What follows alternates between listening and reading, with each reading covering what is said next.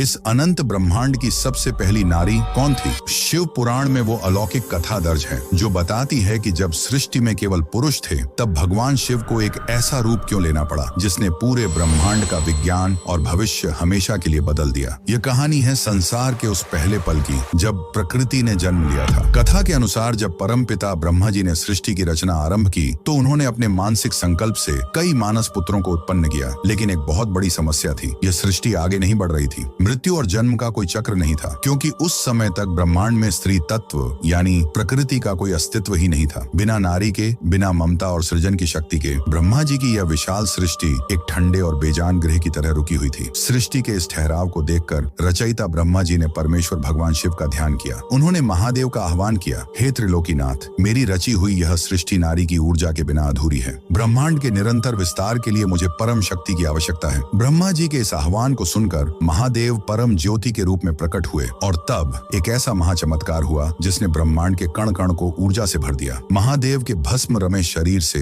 एक अत्यंत दिव्य और सौम्य रोशनी प्रकट हुई। देखते ही देखते भगवान शिव ने अपने ही स्वरूप को दो हिस्सों में विभक्त कर दिया। उनका दाहिना भाग जटाधारी पुरुष रहा और बायां भाग 16 श्रृंगार किए हुए ममतामयी परम शक्ति यानी पूर्ण नारी में बदल गया। ब्रह्मांड ने पहली बार मां के दर्शन किए। ये भगवान शिव का अत्यंत पवित्र अर्धनारीश्वर रूप था। इस रूप से महादेव ने सृष्टि को यह संदेश दिया कि पुरुष और प्रकृति अलग नहीं बल्कि एक ही ऊर्जा के दो रूप हैं। शिव के बिना शक्ति शव है और शक्ति के बिना शिव अधूरे। इसके बाद महादेव के उसी वाम भाग से देवी शिवा अलग हुई और उन्होंने ब्रह्मा जी को सृष्टि सृजन की अलौकिक शक्ति प्रदान की। तब जाकर इस ब्रह्मांड में जीवन का असली चक्र शुरू हुआ और इस ब्रह्मांडीय घटना का सबसे बड़ा साक्ष्य आज भी धरती पर मौजूद है। तमिलनाडु के तिरुचेंगोड़े में स्थित प्राचीन पहाड़ी मंदिर, जहां आज भी भगवान शिव के उसी अर्धनारीश्वर रूप की पूजा होती है जिसने संसार को पहली नारी दी थी। भगवान शिव और माता शक्ति के इस परम पवित्र स्वरूप को नमन करते हुए आज कमेंट्स में पूरे भाव से